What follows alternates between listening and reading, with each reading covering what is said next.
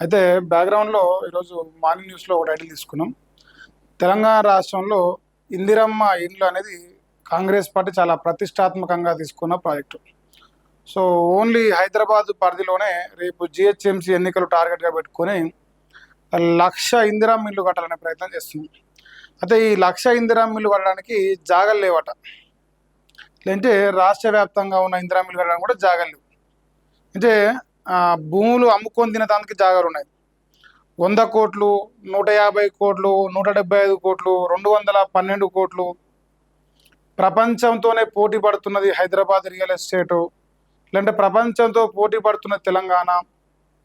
ఇట్లా వందల వేల కోట్ల విలువ చేసే భూములు అమ్ముకొని తినేటప్పుడు, పేపర్లో రాసేటప్పుడు మాత్రం భూములు దొరికినాయి. ఒక దగ్గర దొరకపోతే ఇంకో దగ్గర, ఇంకో దగ్గర దొరకపోతే ఇంకో దగ్గర పోయి మరి భూములు దొరకబట్టి మరి అమ్ముకొని తిన్నారు. సో కాంగ్రెస్ అధికారంలోకి వచ్చిన కాడి నుంచి దాదాపుగా వేల లక్షల కోట్ల భూములు అమ్మింది, దొబ్బి తిన్నది. అట్లా రైతాంగానికి ఉపయోగపడలేదు, అట్లా రాష్ట్ర ప్రజలకు ఉపయోగపడట్లేదు. కానీ భూములు మాత్రం తెగ నమ్ముకొని తిన్నారు. అభివృద్ధి కూడా ఏమైనా ఉందా అంటే అది కూడా శూన్యం. మరి ఇప్పుడు తీరా భూములు రైతులకు కావచ్చు, సామాన్య మధ్యతరగతి ప్రజలకు కావచ్చు ఇలా అవసరం వచ్చింది. ఇప్పుడేమంటారు, మా కాడ భూములు లేవు, మమ్మల్ని కోసుకొని తిన్నా లేవు, మమ్మల్ని కాల్చుకొని తిన్నా లేవు. సో భూములు అనేది ఇక రాష్ట్రంలో దొరకని పరిస్థితి ఏర్పడింది. అందుకే గతంలో బీఆర్ఎస్ వాళ్ళు చెప్పారు, అరే నాయన మొత్తం అమ్ముకొని తింటే రేపు భవిష్యత్తు తరాలకు బొంద పెడతానికి కూడా భూమి లేకుండా అవుతుందిరా బాబు, ఒక 6 అడుగుల జాగ కూడా దొరకకుండా అయిపోతుంది. సో ఈ భూములు అమ్మే కార్యక్రమాన్ని ఆపండ్రా నాయన అని చెప్పేసి మరి వాళ్ళంతా మొత్తుకున్నారు. సో ప్రజలు ఇలా చూస్తున్నారు. మెయిన్ పేపర్లు ఇలా నమస్తే తెలంగాణ పేపర్లో రాశారు. వేరే పత్రికలు ఈ వార్త రాదు, ఎందుకంటే వాళ్ళకు ఏదైనా సరే ప్రజలను తప్పుదో పట్టించే వార్తలు వాళ్ళు రాస్తారు. వీళ్ళు ఏదైనా ప్రజలకు తెలిసే విషయాలు వీళ్ళు రాస్తారు, ప్రతిపక్షాలు ఉన్నారు కాబట్టి. సో టైటిల్ అయితే గదే పెట్టిన, ఇందిరమ్మ ఇండ్ల కట భూమి లేదట, మరి ఎందుకు లేదు, ఎట్లా లేదనేది మనం మాట్లాడదాం. నమస్తే తెలంగాణలో రాసిన వార్త ఇది. బ్యానర్ ఐటమ్గా తీసుకుని ఈరోజు ఇట్లా భూమి ఇట్లా మధ్యలో చేతిలో పట్టుకున్నట్టు పెట్టిరు. సొంత భూములు వేలానికి వేస్తురట, సొంత భూములేమో వేలానికి వేస్తురట. శాఖల స్థలాలు ఇళ్ళకి కేటాయిస్తుట. తర్వాత ప్రభుత్వం వింత వైఖరి అవలంబిస్తా ఉందని చెప్పేసి అంటారు. ఇక ఇందిరమ్మ జాగల కోసం అట వర్రి అట, సర్కారు వేలం వెర్రి అట. పేదల ఇండ్లకు భూమి లేదట, వేలానికి మాత్రం వేల ఎకరాలు ఉందట. రాష్ట్రంలో డబుల్ బెడ్రూమ్ ఇండ్ల స్థలాల సేకరణకు మంత్రుల కమిటీ వేసారు. పోలీసు, రోడ్డు, భవనాల శాఖలతో పాటు గ్రే హౌన్స్ స్థలాలపై సర్కారు కన్నేసింది. పోలీసు శాఖకు చెందిన 100 ఎకరాలకు ఎసరు పెట్టేందుకు కూడా ఆలోచన చేస్తుంది. మలక్పేట్ R&B 6 ఎకరాలు, నాంపల్లిలో మరో 4 ఎకరాలు. వేలం ద్వారానే 30,000 కోట్లకు పైగా కాంగ్రెస్ సర్కారు ఇప్పటి వరకు సమకూర్చుకుందంట, కాంగ్రెస్ ప్రభుత్వం వచ్చినప్పటి నుంచి. అయితే తీరా ఈ ఇందిరమ్మ ఇళ్ళ వరకు స్థలాలకి భూములు లేవు. ఇప్పుడు వివిధ శాఖలలో ఉన్న భూములు, ఇవో పోలీసు వాళ్ళ భూములు ఇక్కడ రాసిరుగా, పోలీసు వాళ్ళ భూములు ఏ శాఖలకు వెళ్ళాయి చెప్తున్నది. పోలీసు, రోడ్లు, భవనాల శాఖలతో పాటు గ్రే హౌన్స్ స్థలాలపైన కూడా కన్నేసాట. వీళ్ళ టార్గెట్ ఏందా అంటే ఇందిరమ్మ ఇండ్ల పేరుతోని రేపు రాబోయే జిహెచ్ఎంసీ ఎన్నికల్లో కాంగ్రెస్ పార్టీ జెండా ఎగరేయాలి. దానికి ఉన్న అవకాశం ఏంటంటే హైడ్రా పేరుతోని శని ఆదివారం వస్తే పేదోని కొంప ఊలగొట్టిన ఈ దుర్మార్గమైన కాంగ్రెస్ సర్కారు మరి ఇందిరమ్మ ఇళ్ళ పేరుతోని దాన్ని కప్పిపుచ్చుకునే ప్రయత్నం చేస్తాం. ఇప్పుడు ఆ కప్పిపుచ్చుకోవాలంటే ఇందిరమ్మ ఇళ్ళకు జాగాలు కావాలి, కట్టేందుకు పైసలు కావాలి. 11 లక్షలు చెప్తే అలా 6 లక్షలు లబ్ధిదారుడు కడితే 5 లక్షలు గవర్నమెంట్ కడుతుందట. ఈ భూములు లేకనేమో మంది భూముల మీద పడ్డట్టు మళ్ళా వేరే శాఖలకు సంబంధించిన భూముల మీద పడతారు. ఇప్పుడు రేపు సపోజ్ ఇప్పుడు పోలీసు వాళ్ళ కాడ నుంచి భూములు తీసుకుంటారు, రేపు పోలీస్ శాఖకే ఏదైనా అవసరం పడుతుంది, రేపు రోడ్లు భవనాల శాఖలో ఏదన్నా అవసరం పడుతుంది. మరి అప్పుడు ఏ నుంచి తెస్తారు భూములు? ఇందిరమ్మ ఇళ్ళ పథకానికి కాంగ్రెస్ పార్టీ ప్రభుత్వానికి ఇలా భూములు లేవంటారు.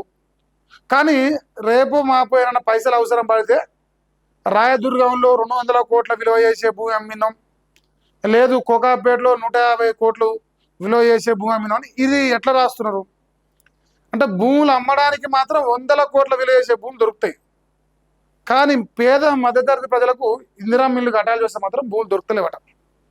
ఇది అంటారుగా మనసు ఉంచే మార్గం ఉంటానట్టుగా మనసు లేనోడు చేసే పని ఇది. పక్కన వేరే శాఖలకు వెళ్ళి భూములు కేటాయిస్తే రేపు ఆ శాఖలకు ఏమైనా అవసరాలు పడితే భూమి ఏ నుంచి తెస్తారు, మళ్ళీ వాని కానించి ఇంకోని కానించా. ఈ స్వైపింగ్ ఎన్ని రోజుల వరకు, 4 రోజులు 10 రోజులు నెల రోజులు ఎన్ని రోజులు? ఇంకా భూములు అమ్మడం బంద్ చేస్తే, భూములు తెగ నమ్ముకొని తినడం బంద్ చేస్తే బాగుంటుంది. అది చేత కాకుండా ఇక ఇందులో ఇప్పుడు సపోజ్ ఇలా ఇందిరా మిల్లు కడతాను, ఈ భూమి అక్కర పడ్డది గుంజుకున్నారు. రేపు రెవెన్యూ శాఖలో ఇంకేదైనా అవసరం పడుతుంది, మళ్ళీ వాళ్ళ గుంజుతారు. ఇక లాస్ట్కి కలెక్టర్లు భవనాలు, లేదంటే ఎంఆర్ఓ భవనాలు, లేదంటే ఆఖరికి అవసరం తెలంగాణ సెక్రటరీ కూడా రేపు తెగ నమ్ముకొని తిని, లేదంటే వేరే శాఖలకు అవసరం ఉందని అమ్ముకొని తింటారేమో. ఒక అసమర్థుడు ముఖ్యమంత్రిగా ఉంటే ఏ రకంగా ఉంటుందని ప్రజలు చూస్తా ఉన్నారు. ఇలా ఇప్పటి వరకు కట్టిన ఇందిరా మిల్లు ఏదైతే చెప్పుకుంటా వస్తారో అవన్నీ కూడా గ్రామాలలో వాళ్ళ వాళ్ళ సొంత ప్లాట్లుగా కట్టిరు. ఒకవేళ పట్టణంలో ఏమైనా హైదరాబాద్లో ఏమన్నా ఇందిరా మిల్లు కేటాయిస్తే అవి పింకు రంగు తీసేసి 3 రంగులు వేసి పరిస్థితికి అంతే. సో కేసీఆర్ కట్టిపోయినాడికి ఈయన ఇచ్చిండు, అయ్యే ఇండ్లు కలర్ మార్చి ఇచ్చి ఇక ఈ ఇందిరా మిల్లు అని చెప్పి ఇలా సొంతంగా కట్టాల్సి వస్తాలకే భూములు లేవు అంటాడు. సొంతంగా కట్టాల్సి వచ్చింది, ప్రజలకు ఇవ్వాల్సి వచ్చింది. ఇలా రేపు ఇప్పటికే హైడ్రాని 7 దోషుల మన్నెత్తి పోస్తారు. ఇక ఇదే రకంగా కొనసాగుతూ పోతే రేపు జిహెచ్ఎంసీలో మనం కుక్కలు కూడా దేగవు. కాబట్టి ఇప్పుడు ప్రజల్ని మైమార్పించేందుకు ఈ హైడ్రాని పక్కన పెట్టి జర్రా ఈ ఇందిరా మిల్ల వైపు మళ్ళీ తీరేటు చూస్తాలకే భూమి కనిపిస్తుంది. ఇప్పుడు అన్నకు అమ్ముకొని తినట్టే భూ దొరుకుతుందా? ఇప్పుడు మన అయ్యలు మనకు 10 ఎకరాలు ఇచ్చిపోయారు, మనం దాన్ని 5 ఎకరాలకు చేస్తున్నావా 0కు చేస్తున్నావా అని చూసుకున్నాక రేపు పుసుకున్న ఇంట్లో చిన్న ఆపద వచ్చింది, ఓ హాస్పిటల్కో ఓ పెళ్లికో పేరంటానికో భూమి ఎకర పడ్డది, లేదంటే 4 రూపాయల పైసలు ఎకర పడ్డాయి. తీరా అమ్ముకొని తిందామని చేయలేదు, ఎందుకంటే మన తాత అంతా అమ్మిండు, మన అయ్య కానీ మన తాత కానీ మొత్తం అమ్మక తిన్నాడు. సో ఇప్పుడు రేవంత్ రెడ్డి గంతకే ఉన్నది.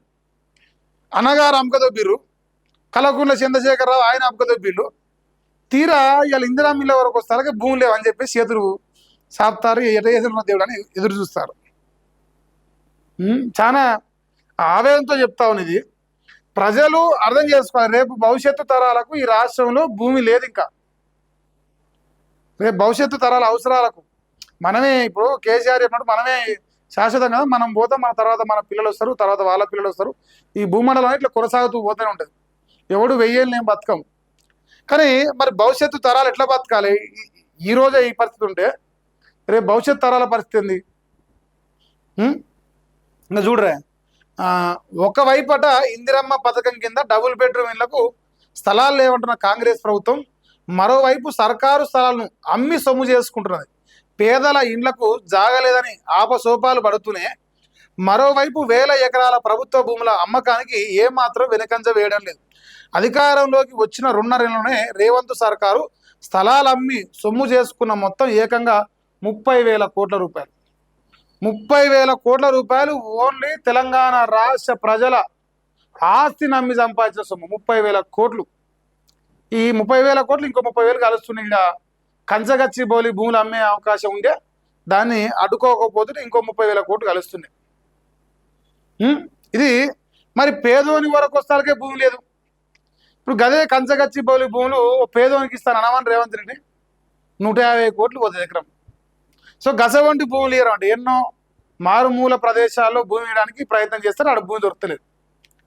అదే మంచిగా హాట్ కేక్ లాంటి వెస్ట్ జోన్లో మాత్రం అన్నగారు అమ్ముక దొబ్బుతారు. ఆ అమ్ముక దొబ్బిన సొమ్ము ఇప్పుడు 30,000 కోట్లు దాటిందట.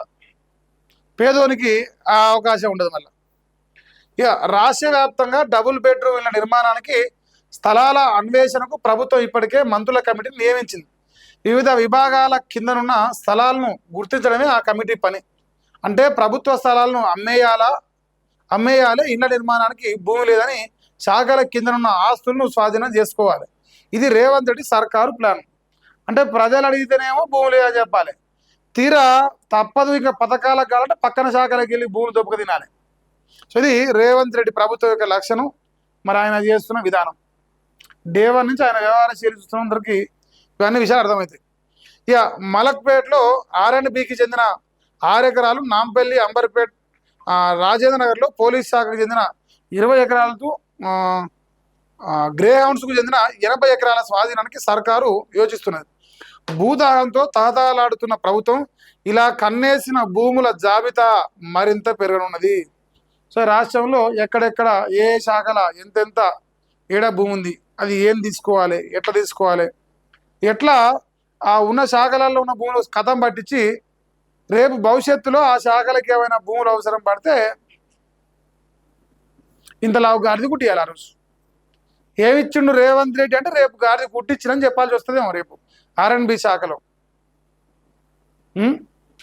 మళ్ళీ ఇప్పుడు ఈ పోలీస్ శాఖ అంటారు, అన్నే హోంమంత్రి, ఆయనే హోంమంత్రి, ఆయనే విద్యాశాఖ మంత్రి, ఆయనే మున్సిపల్ శాఖ మంత్రి, ఆయనే ముఖ్యమంత్రి, ఆయన మించిన మునగాడి లేడు ఇప్పుడు. అట్లా నడుస్తున్నది కథ. ఇక ఇదంతా ఇట్లుండగా మరి ఇందిరమ్మ ఇళ్ళ సంగతి ఇక రాష్ట్రంలో ఏ ఒక్క కాంగ్రెస్ అనుబంధ పత్రికల్లో కూడా ఇగో రేవంత్ రెడ్డి ఇట్లా భూములు తెగనమ్ముతాడు, తెగనమ్మంగా ఇంకా మిగిలింది ఏమి లేక ఇక మంది శాఖల మీద వేరే శాఖల మీద పడి భూములు గుంజుకుంటానని ఈ వార్తను ఆంధ్రజ్యోతి పత్రిక, రేవంత్ జ్యోతి, రేవంత్ వెలుగు పత్రిక, రేవంత్ నాడు పత్రిక, ఈ 3 పత్రికలో ఏడ కూడా ఈ వార్త కవర్ కాదు. ఈయన సకమైన ఆయన అంటే ఈయన ప్రతిపక్షంలో ఉన్నవాడు రాసింది అంతే. ప్రజలు దయచేసి గమనించుకోరు, రేవంత్ రెడ్డి ఏం చెప్తుండు, ఏం చేస్తున్నాడు. చెప్పేది చాలా పొడుగున నీతులు కానీ చేసేది ఇంకో ఇలా కనిపిస్తుంది సకమైన సంసారం. భూములు అమ్మేతందుకు మాత్రం దాంట్లో మనం టాప్ నెంబర్ 1 ఉన్నాం. రైజింగ్ తెలంగాణ ఏమిట్లా ఉందంటే ఇప్పుడు భూములు అమ్మడంలో ఉన్నది, ఇలా అంటే మంది శాఖలోకి వెళ్ళి భూములు గుంజుకోవడం ఉన్నది. ఈడ అన్నగారు భూములు అమ్మేది ఇట్లా పెట్టిండు, భూములు గుంజని ఇట్లా పెట్టిండు, 2 షేర్ పెట్టి వీళ్ళు మంచిగా ఇమోజీ తయారు చేసి. సో దయచేసి రేవంత్ రెడ్డి గారు మీ ఆలోచన మార్చుకోరు. రేపు భవిష్యత్తు తరాలకు భూములు లేకుండా తెగ నమ్మితే చరిత్రహీనుడిగా నువ్వు మిగిలిపోయే అవకాశం ఉంది, ప్రమాదం ఉన్నది. ఇక దశమూరు మీద కూర్చొని నేను చెడిపోతా, నేను గిట్లనే ఉంటా అంటే ఎవడు ఆపలేడు కదా నిన్ను. సో అది కూడా ఒక అంశమే.